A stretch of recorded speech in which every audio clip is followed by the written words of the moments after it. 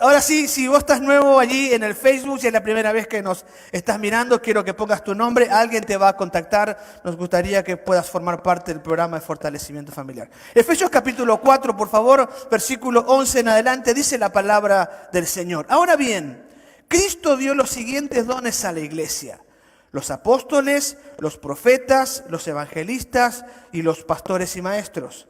Ellos tienen la responsabilidad de preparar al pueblo de Dios para que lleve a cabo la obra de Dios y edifique la iglesia, es decir, el cuerpo de Cristo. Ese proceso continuará hasta que todos alcancemos tal unidad en nuestra fe y conocimiento del Hijo de Dios que seamos maduros en el Señor. Es decir, hasta que lleguemos a la plena y completa medida de Cristo. Entonces ya no seremos inmaduros como los niños. No seremos arrastrados de un lado a otro ni empujados por cualquier corriente de nuevas enseñanzas.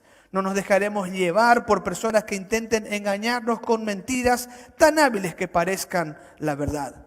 En cambio, hablaremos la verdad con amor y así creceremos en todo sentido hasta parecernos más y más a Cristo, quien es la cabeza de su cuerpo, que es la iglesia. Él hace que todo el cuerpo encaje perfectamente y cada parte, al cumplir con su función específica, ayuda a que los demás se desarrollen y entonces todo el cuerpo crece y está sano y lleno de amor. Padre, bendecimos tu palabra en esta mañana, en esta hora. Te damos gracias por la oportunidad que nos das, Señor, de congregarnos, de reunirnos, de estar delante de tu presencia, de ser parte de tu cuerpo, de extendernos sobre la tierra para hablar tu palabra y tener comunión con hermanos, Señor, de diferentes naciones. Gracias por tu presencia en cada uno de ellos. Estamos congregados hoy aquí, orando para que tú nos hables, Señor.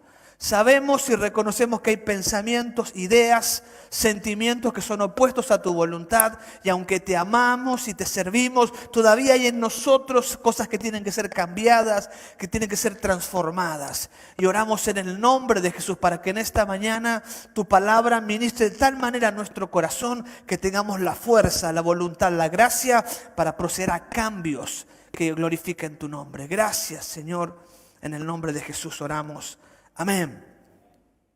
Uno de mis mayores problemas en el comienzo del ministerio pastoral, cuando con mi esposa plantamos la iglesia aquí en la ciudad de Villa Elisa, era definir cuál era mi tarea, mi función como pastor o como plantador de la iglesia.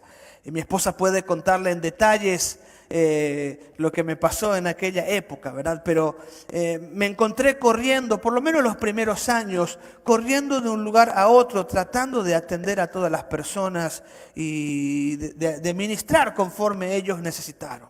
El problema es que en esta voluntad mía de atender a todos, me encontré haciendo tareas o ministrando en áreas que no son mis dones espirituales, que no tienen que ver con quién yo soy o cómo debo comportarme. Así fue que me encontré siendo, por ejemplo, pintor, ¿sí? Pintando la iglesia, pintando el cartel, me encontré siendo diseñador gráfico. Cuando comenzamos la iglesia, fui el muchachito que pegaba los afiches por las columnas del barrio y también atendía consejería matrimonial profunda, echaba fuera demonios y cosas por el estilo, ¿verdad? Me encontré corriendo de un lugar a otro. Toda aquella voluntad que tenía de servir a Dios terminó en enfermedad. No me sentí bien después de algún tiempo, agotado, muy estresado, queriendo ser lo que todos necesitaban.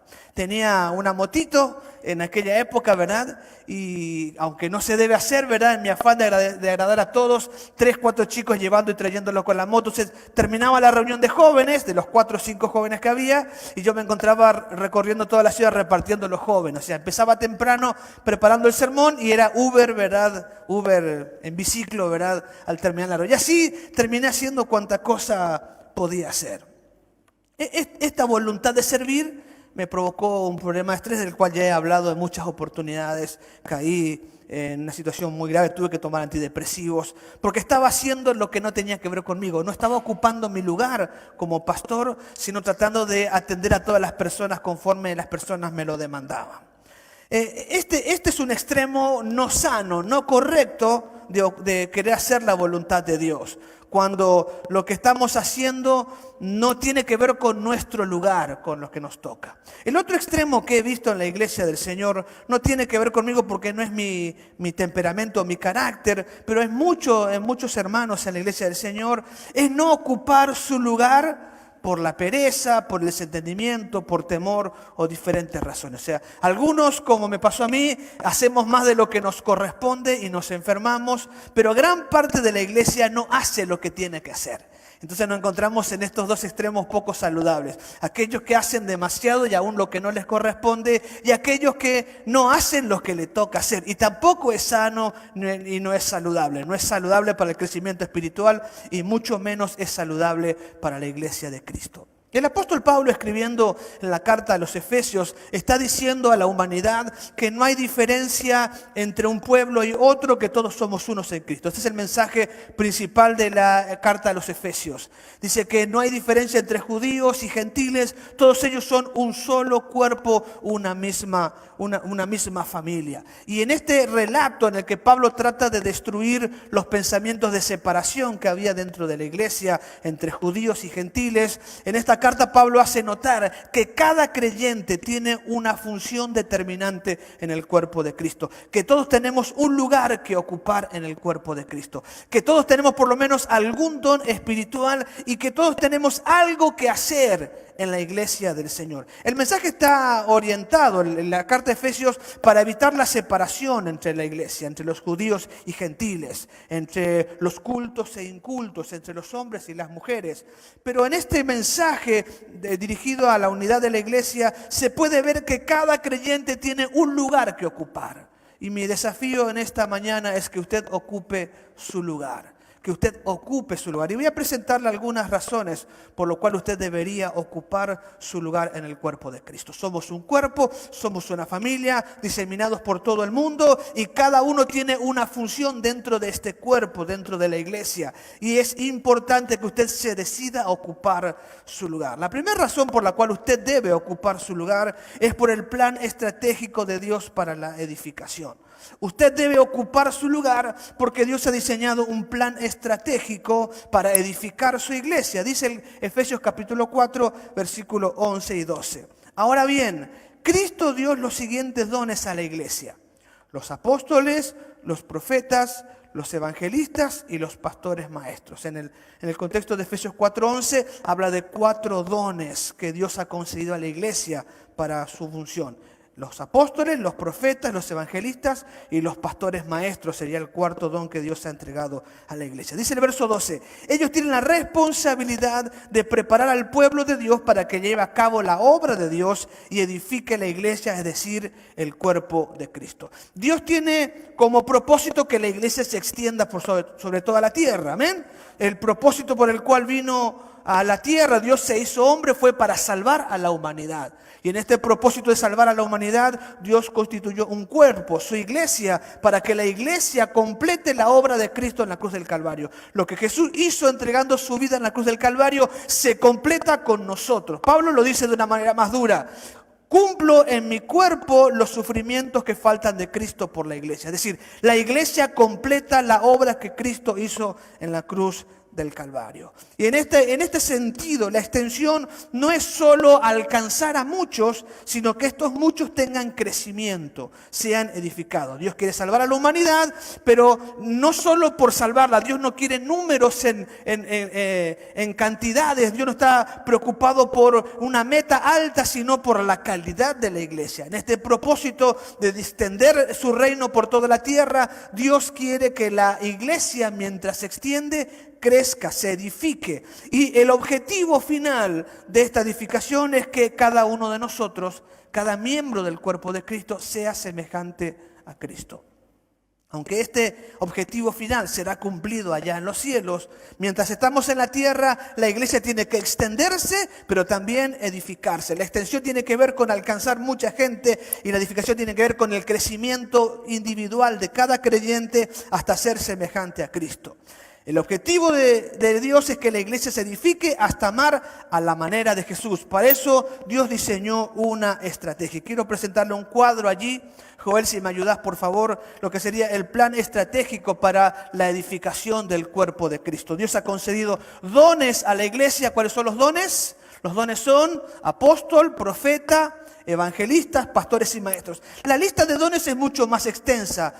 Pablo está mencionando ciertos dones que tienen que ver con la fundación y la consolidación de la iglesia. Pero la lista de dones es inextensa, ¿verdad? Uno puede encontrarla en Romanos 12, puede encontrarla también en 1 Corintios capítulo 14, en fin. Ahora, estos dones concedidos por Dios en este plan estratégico que Dios tiene, es que los dones trabajen para que el pueblo de Dios se equipe para hacer la obra de Dios. Yo, pastor, y ahí es donde fue mi problema en mi comienzo de la obra, yo hacía de todo, ¿verdad? Trataba de suplir todas las necesidades de la iglesia. Pero Dios me dijo que mi tarea no es hacerlo todo, sino que mi tarea es preparar, equipar al pueblo para que el pueblo lleve a cabo la obra de Dios. En el plan estratégico de Dios es que ciertas personas trabajen equipando a la iglesia para que estos lleven a cabo la obra de Dios. ¿Quién tiene que hacer la obra de Dios? Toda la iglesia. Y los dones son concedidos, el apóstol, el profeta, evangelista, pastor, maestro, es concedido para que la iglesia sea equipada. Cuando la iglesia hace su tarea, cuando la iglesia hace su trabajo, entonces se produce la edificación. La edificación no tiene que ver con el trabajo del pastor, no tiene que ver con el trabajo del profeta, no tiene que ver con el trabajo del evangelista ni del maestro. Tiene que ver con que los dones equipen a la iglesia y la iglesia trabajando en conjunto produce la edificación. Entonces no es la función del pastor edificar la iglesia. La edificación es consecuencia, es un resultado inmediato de que el pastor equipe a la iglesia para que todos puedan producir la edificación. Cuando en este plan estratégico, cuando la iglesia empieza a ser edificada, hay un resultado inmediato, a largo plazo. Es decir, la iglesia crece en la unidad de la fe, la iglesia obtiene madurez, la iglesia tiene corrección doctrinal, la iglesia crece en amor y crece de manera numérica. Estos son resultados, según nos dice Efesios 4, 13 al 15. Hay un resultado inmediato que es la edificación y un resultado a largo plazo que es la unidad, madurez, corrección doctrinal, amor y crecimiento. Y el objetivo final en este plan estratégico de Dios es que la imagen de Cristo sea formada en la iglesia. Lo que Dios espera en nuestra extensión, que cuando la gente lo mire a usted vea a Cristo. Que cuando la comunidad mira el programa de fortalecimiento familiar, vean a Cristo. Pero no se logra este objetivo de manera rápida ni efectiva si no logramos que los dones actúen conforme al propósito. ¿Cuál es el propósito de los dones? Equipar, preparar al pueblo de Dios. Es aquí donde gracias Joel, es aquí donde tenemos que entender la importancia de que usted ocupe su lugar. Que la iglesia tenga la imagen de Cristo depende de que usted, con los dones que Dios le ha concedido, trabaje edificando la iglesia. La imagen de Cristo no tiene que ver con la unción del pastor, no tiene que ver con la administración de la pastora, tiene que ver con que cada uno de nosotros actuemos conforme a los dones y entonces actuando y equipando a la iglesia se produce edificación y finalmente como objetivo final la imagen de Cristo. Podemos decirlo de esta manera, Dios tiene un plan. En ese plan usted es parte de los recursos que Dios tiene para ejecutar ese plan y cuando usted asume esos recursos, utiliza los dones, el plan de Dios se lleva a cabo. Cuando usted tenía un cierto estilo de vida y se arrepiente y viene a Dios y se convierte a Cristo, evidentemente que nace de nuevo, como dice el apóstol San Pablo en Corintios, ¿verdad? El que está en Cristo, nueva criatura es, las cosas viejas pasaron y aquí todas son hechas nuevas. Indiscutiblemente usted es un niño espiritual y a partir de ahí tiene que crecer. En este caso no sería tan malo. Juan 1:12 dice que el que cree en Jesús, Dios le dio el derecho de ser hecho hijo de Dios. En este caso no sería malo ser inmaduro, siempre y cuando esto no dure mucho tiempo. Todos nacemos inmaduros en la fe, indiscutiblemente, pero esto no puede permanecer de esta manera. La inmadurez es para un momento, para un tiempo, para un minuto, para luego empezar a crecer en los propósitos de Dios. Entonces, decimos que el plan estratégico de Dios choca, tiene un estorbo en la inmadurez del creyente. Uno, por el nuevo nacimiento, pero muchas veces la inmadurez tiene que ver con negarse a las disciplinas espirituales que le dan crecimiento. El creyente no alcanza la madurez porque sigue siendo un niño, porque no toma los elementos básicos de la fe para crecer. Y como sabemos ya, el apóstol Pedro dice que la leche espiritual no adulterada es la que nos da crecimiento. La palabra de Dios es la que nos da crecimiento. Es el primer elemento para crecer. Y muchos creyentes estorban la estrategia de Dios, detienen la estrategia de Dios porque tienen fobia a tomar la Biblia y leerla por algún momento. Tienen una gran capacidad para leer cualquier cosa, cualquier wiroreí y asustarse con un montón de noticias, pero tienen un gran problema para leer las buenas noticias acerca de Jesucristo.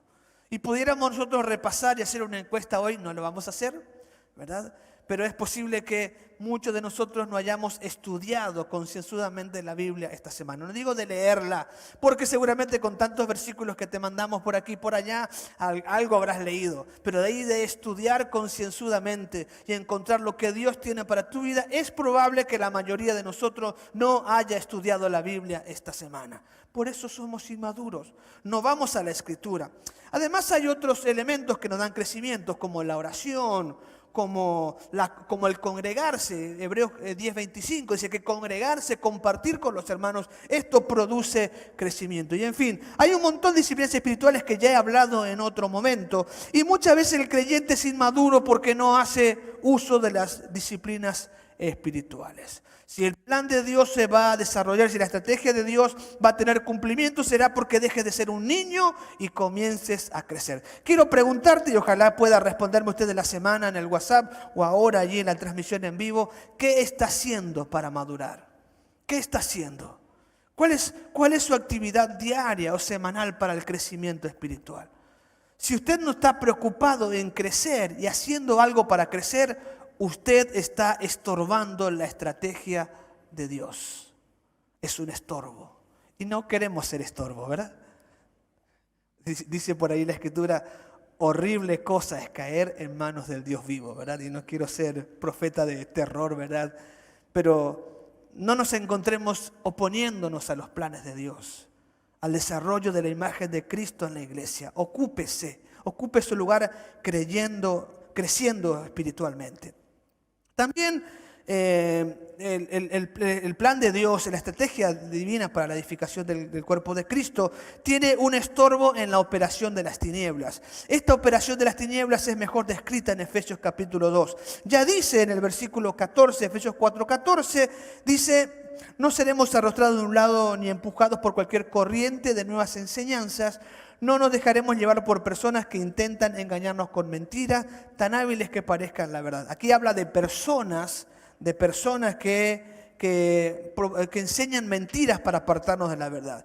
Estos son descritos en Efesios capítulo 2, versículo 2 como hijos de desobediencia. Efesios 2:2 dice: en los cuales anduvisteis en otro tiempo, según el curso de este mundo, conforme al príncipe de la potestad del aire, el espíritu que ahora actúa en los hijos de desobediencia. Es decir, Satanás, el príncipe de la potestad del aire, tiene un plan que está ejecutando. Este plan es manifiesto por los hijos de desobediencia. En algún tiempo todos nosotros fuimos hijos de desobediencia. Hay un plan, la corriente de este mundo, dice en la versión Reina Valera. Hay un plan que Satanás está ejecutando. Este plan es administrado de manera visible en el mundo material por los hijos de desobediencia. Sin embargo, dice Efesios 6:12, porque no tenemos lucha contra sangre y carne, sino contra los principados, contra las potestades, contra los gobernadores del mundo de las tinieblas, contra las huestes espirituales de maldad en las regiones celestes. A pesar de que personas visibles, seres humanos, ejecutan el plan de Dios, el plan nace en el príncipe de la potestad del aire, ¿verdad? Con los gobernadores de este mundo de las tinieblas, las huestes espirituales de maldad. Ellos están en un plan para destruir la iglesia, para destruir la humanidad, para evitar tu crecimiento espiritual, para mantener al creyente lejos de la imagen de Cristo. Y aunque son personas, el trasfondo de estas personas utilizadas por el diablo es que el mismo Satanás tiene un plan para detener a la iglesia en su crecimiento, en evitar que la iglesia tenga la imagen de Cristo, en manchar el testimonio de la iglesia para que la humanidad no pueda encontrar salvación. Y yo quiero decirte, por lo cual te llamo a ocupar tu lugar, que tú eres la respuesta de Dios para esta operación de las tinieblas. ¿Sabes cuál es el arma más poderosa de todas para destruir esta operación de las tinieblas?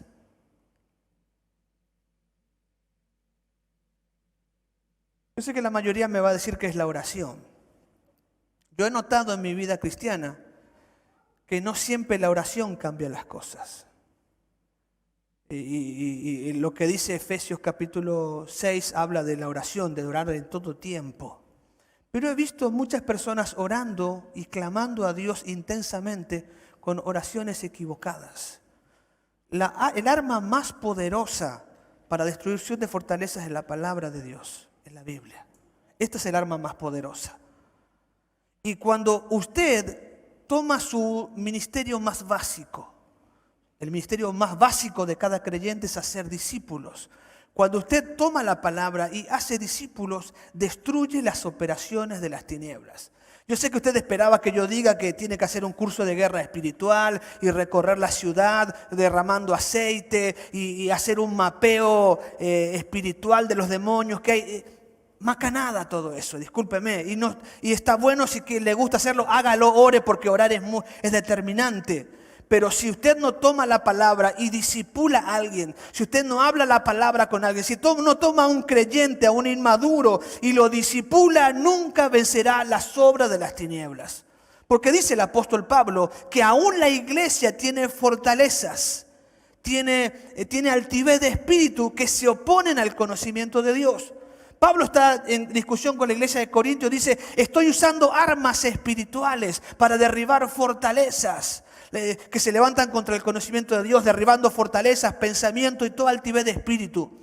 Las fortalezas del diablo están en la mente de las personas y la palabra de Dios es la que destruye las fortalezas. Dígame amén.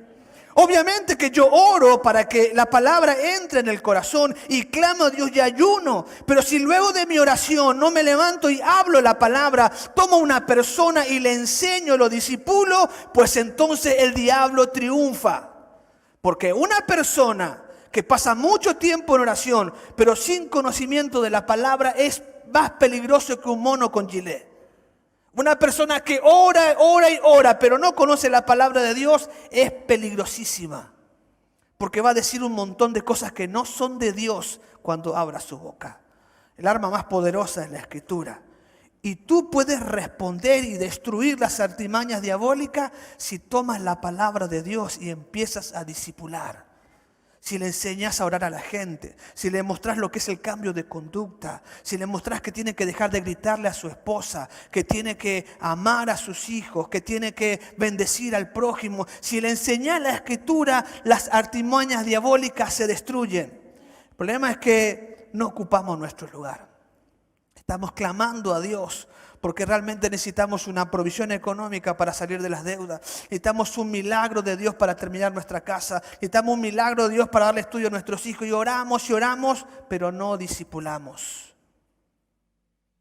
He visto cosas sorprendentes de hombres y mujeres de Dios, de mucha oración, que son incorrectas. Y tiene que ver con que nos vamos a la Escritura para que Dios nos hable. Alguien dijo por ahí, si querés escuchar a Dios, abrí tu Biblia. Y si querés escucharlo en forma audible, lee en voz alta.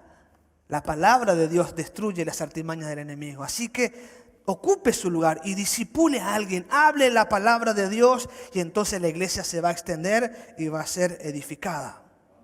Finalmente, la tercera razón para ocupar nuestro lugar, según Efesios 4, es la capacidad recibida. Necesito volver sobre los dones, versículo 16.